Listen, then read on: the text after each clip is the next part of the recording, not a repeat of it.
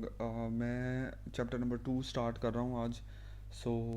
Biological molecules के introduction से start करते हैं। ये चैप्टर काफ़ी स्लो चलेगा क्योंकि मैं चाहूँगा कि मैं मेन फोकस चैप्टर 14 पर रख सकूँ। दो चैप्टर साइमल्टेनियसली स्टार्ट कर रहा हूँ मैं।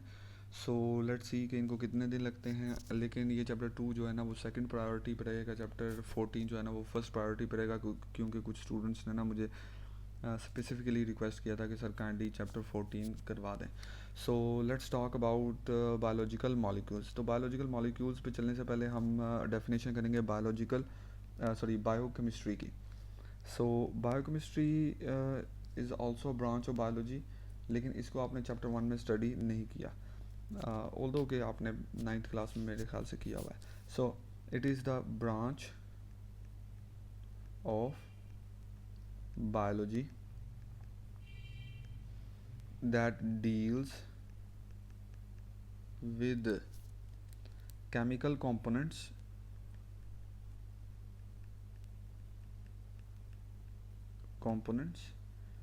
and chemical processes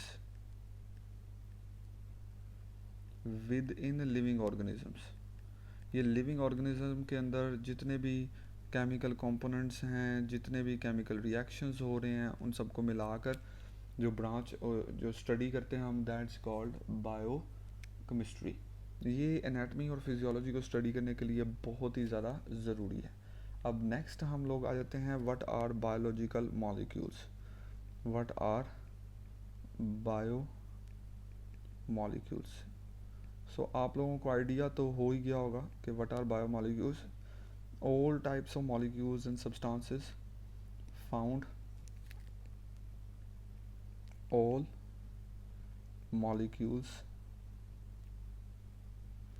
found in living organisms are collectively called biomolecules। of course living organism सिर्फ मॉलिक्यूल्स नहीं होंगे, आइंस भी होंगे, कोई दूसरे एलिमेंट्स भी हो सकते हैं, बट डिफरेंट टाइप्स के कंपाउंड्स जो है ना वो मौजूद होंगे। या जो डिफरेंट टाइप के सब्सटेंसेस मौजूद होंगे, बट हम जनरली उनको बायोलॉजिकल मॉलिक्यूल्स के नाम से देख रहे हैं। इसमें हम देखेंगे कि कौन कौन से बायोलॉजिकल मॉलिक्यूल्स हमने स्टडी करने हैं।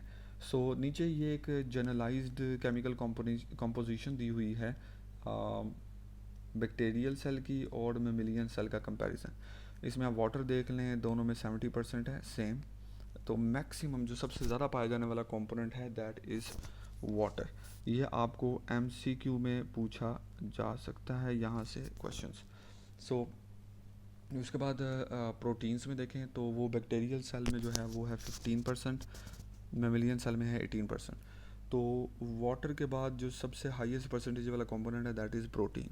लेकिन आपको MCQ पूछा जाता है which is the maximum which organic compound is maximum in percentage in bacterial और मेमिलियन सेल, तो आप कहेंगे प्रोटीन। अगर आपसे सिंपली पूछा जाए which compound is in highest percentage in mammalian और बैक्टीरियल सेल और इन एनी जनरलाइज सेल, तो आप कहेंगे water.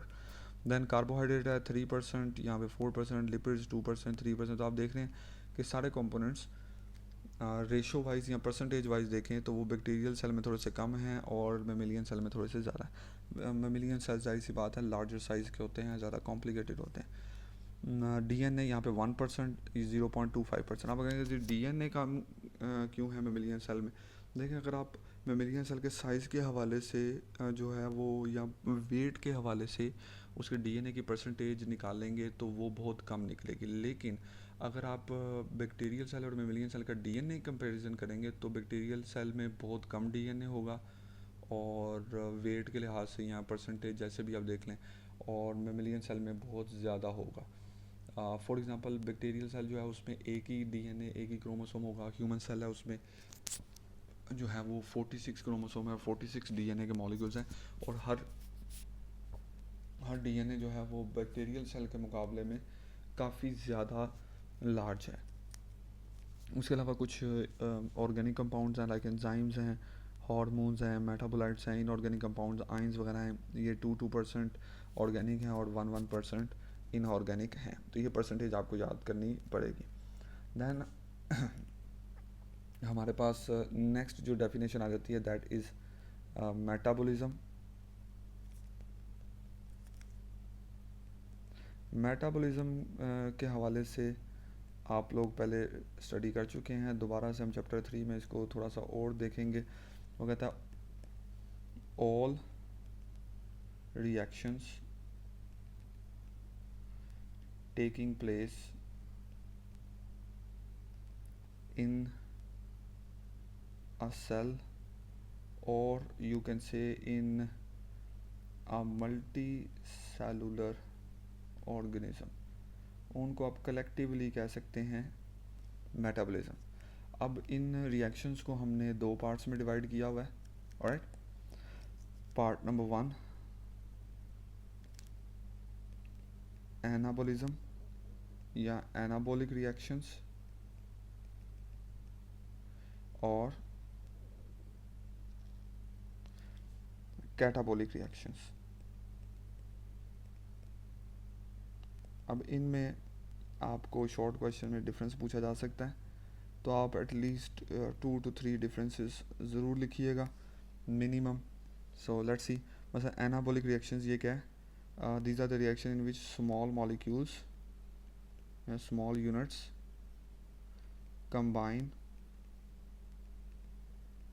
To form large molecules या लार्जर यूनिट्स। यहाँ पे क्या है? Large molecules break to give smaller units। Right. Number 2, यहाँ पर क्या होता है? एनर्जी यूज़ हो रही है। एनाबॉलिक रिएक्शंस में एनर्जी इज़ यूज्ड। कैटाबॉलिक में क्या है? Energy is released most of the time. Alright, then आप सीधा इनकी एग्जांपल्स पे चले जाएं। फॉर एग्जांपल फोटोसिंथेसिस, जो आके आपने चैप्टर 11 में स्टडी करनी है, फोटोसिंथेसिस। एंड यहाँ पर एग्जांपल है सेलुलर रेस्पिरेशन, जिसमें ग्लूकोज को तोड़ के एनर्जी रिलीज़ की जाती है। So that was it about the introduction of the biological molecules. अगर इसके हवाले से कोई क्वेश्चंस हो तो प्लीज़ ज़रूर पूछ लीजिएगा, और अगर कोई कमेंट्स हैं, कोई सजेशंस हैं, तो वो भी ज़रूर बता दीजिएगा। और एज़ यूजुअल अगर आपने अभी तक चैनल सब्सक्राइब नहीं किया तो प्लीज़ कर दें, एंड वीडियो को लाइक कर दें। And thank you so much, see you next time.